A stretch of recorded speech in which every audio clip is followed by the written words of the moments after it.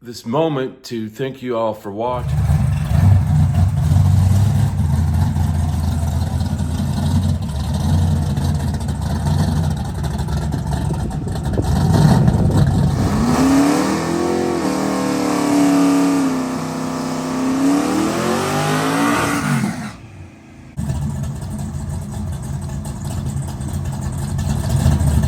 don't even want to talk about this stuff. It's getting too Where'd you put the tape?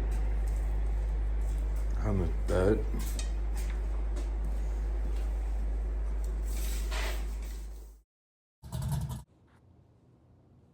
This Monday, February 4th, was like any other Monday, where I made lunch, went outside to go to work. Well, there's something missing. My truck. Actually, 2 days later, my truck returns.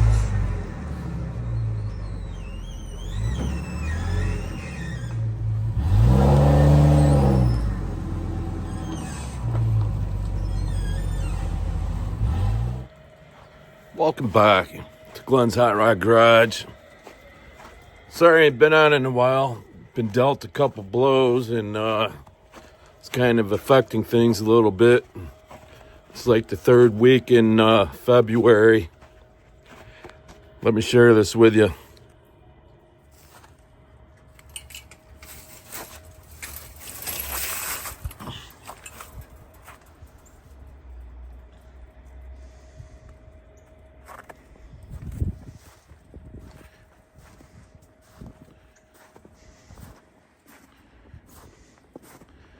And February 4th, I believe,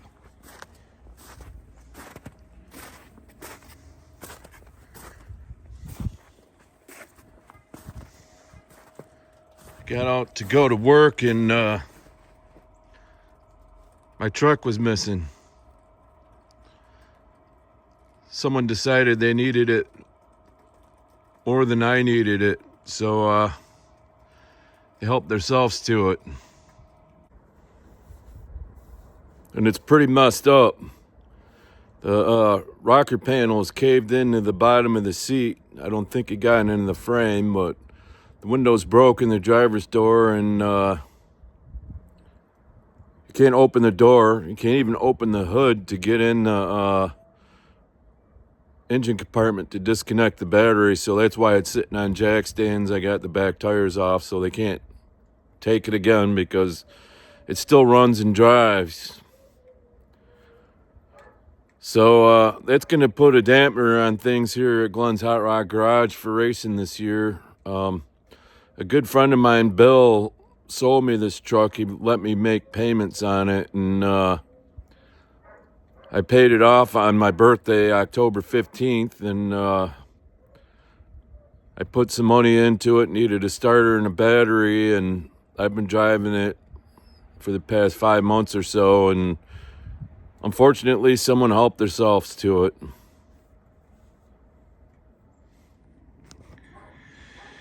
So we got the ugly street truck here. It's pretty close to being on the road, and I think I'm going to fix this up and start daily in it as soon as the weather clears up a little bit.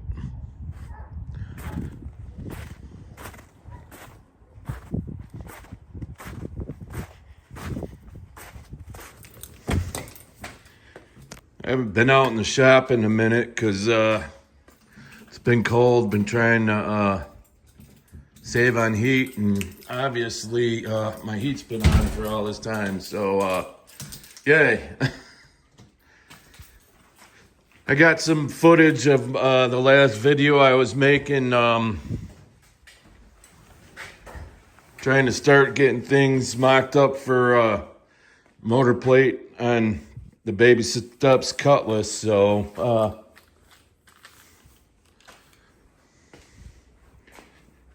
it's just a mock-up engine and trans. I'm still waiting on a center section a friend of mine said he was going to hook me up with for the Fine Dime S10, and hopefully we can get this back going too. And also, of most importance is getting Chris's S10 painted and back to him so he can have the space in the shop here. So once the weather breaks, I need to take a look at the truck. I have an extra door to put on there to see how bad the body is on it. It's possible that it needs a cab, or it may not be worth fixing without replacing the cab because the rocker panels are shot on it. It's a Michigan truck. It's rusty. You know, I knew that going in. Buying another truck isn't really in the cards at the moment. I've been looking at them. I like to find a good value for my dollar if I'm going to spend the money, and there really isn't anything out there at this time. I've been looking every day, spend my break times at work, looking at Marketplace, trying to find a decent truck at a fair price, and that's a tough chore. I don't know if you've ever been in this situation. So that means if we want to race this year, we need to put Trashy back into street mode. I know I talked about getting the ugly street truck as a daily driver, but there's a couple things that play into this. I have my 97 2500. If you look back at some videos, there's some footage of us putting a used motor in it, and the truck runs good and it drives, but I don't know about towing enclosed trailer with a race car in it any kind of distance and not have to worry about if I'm going to make it home or not. So we have the pump gas 462 big black Chevy that was in Trashy before we put the 496 in there that's in it now, and it's a possibility that we might put that back in there because there's nothing wrong with that engine.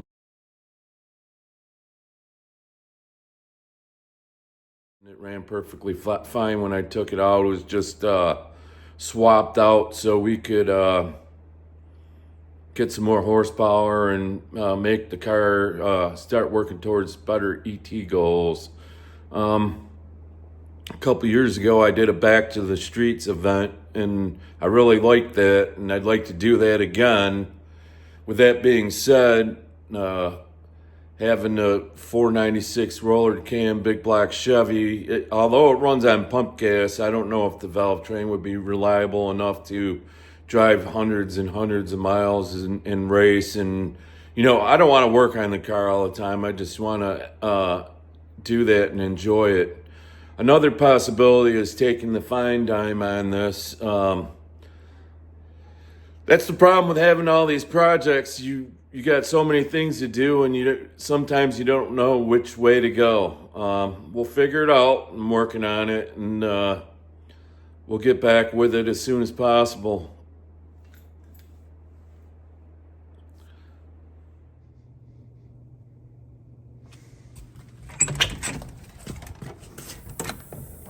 So this is where I live. This is my daily driver since my truck got stolen and is in need of repair right now. I'm fortunate enough to live within a couple of miles where I grew up. See, we got 205,000 miles on the clock. Fires right up. It's got a service engine light. We'll pretend we just didn't see that. So I'm going to take you guys on a journey and talk a bit.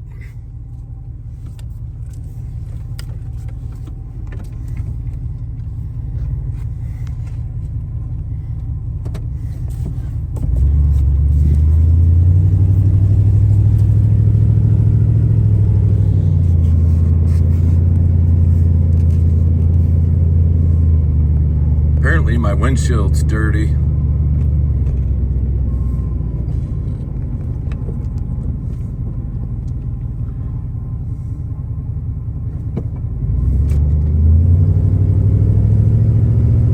Can't forget the safety spectacles.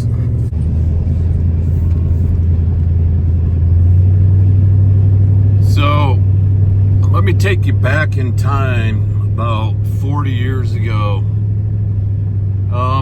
When I was a kid, I live in the suburbs of Detroit, just north of Detroit, and my family has deep roots in Detroit, and we greatly looked up to my uncles when we were kids, and they had hot rods and they worked on cars. It's just what you do when you live around Detroit. That's how you make your money. My uncles were close friends with a lot of their buddies, even till they passed away. And my first job, I was a painter's helper of sorts at one of my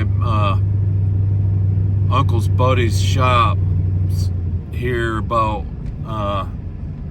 a mile and a half from where I live right now. And this was my first job.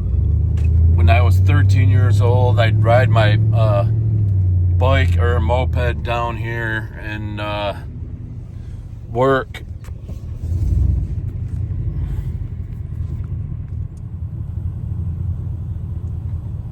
At RICO's Auto, 23515, Little Mac in St. Clair Shores.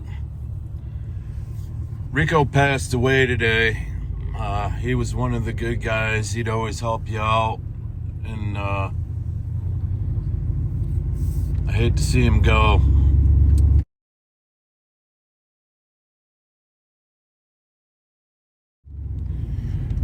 Rest in peace, RICO.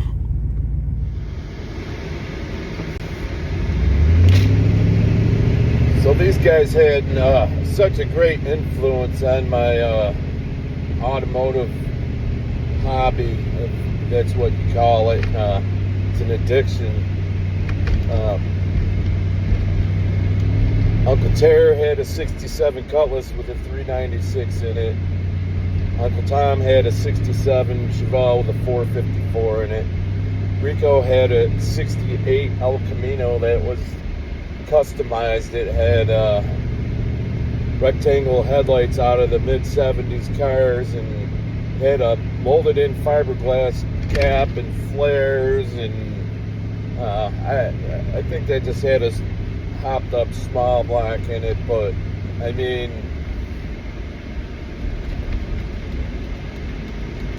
then there was Jer and all these guys. We looked up to them so much, and it just kind of puts me where I'm at today, I guess.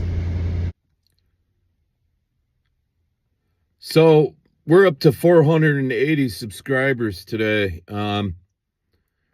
20 more subscribers, I'll be able to do a podcast, live stream kind of deal, and I'm looking forward to that. I have an idea for a guest on the first one, and a lot of the stuff that I do to build my car requires a lot of thought and choices. And I'm thinking about making some videos on how to select your parts and what would the difference cost between going fuel injected or sticking with the carburetor if you had nothing, like gauges, ignition, all the stuff that's included with the fuel injection versus all the stuff you would have to buy to build a car and get it running as a race car and or a street car. So those are a couple ideas for videos that I got. Like I said, I really need to get Chris's truck done so I can have that space in the shop. I'm going to be moving a bunch of stuff around and making room so we can work in there. So that it's going to happen sooner than later. Now, I know you can't tell it today because there's about 5 inches of snow on the ground, but I think spring's just around the corner here, and we need to get moving on some stuff so we can go out and make some racing content for you. One of my best videos is the last time I went out to the track with Trashy, and you know, it just shows that you guys like racing videos as opposed to some of the other content I put out. But we're going to do a little body work, we're going to do a little car building, we're going to do parts selection, we're going to do all the things hot rod related, and hopefully start cranking out some content that you folks will like. I appreciate everybody watching my videos. I appreciate everybody liking my videos and sharing the videos. I don't know what any of that stuff does, but it's simple things that you can do to help the channel. I'm not looking for anything else except for subscribers, some conversation in the YouTube comment section, and sharing the video from YouTube will greatly help my videos in the algorithm. YouTube is doing a pretty good job of getting my content out there right now, but it needs some work. We need more. Hopefully the live chat conversations will help that out, and we'll just see how it goes. I'm going to try to get some stuff up for sale on the interwebs on Marketplace this weekend, and maybe try to get a video out for you guys in the next week or so. Hang in there. Things will get better. I'm out. Peace.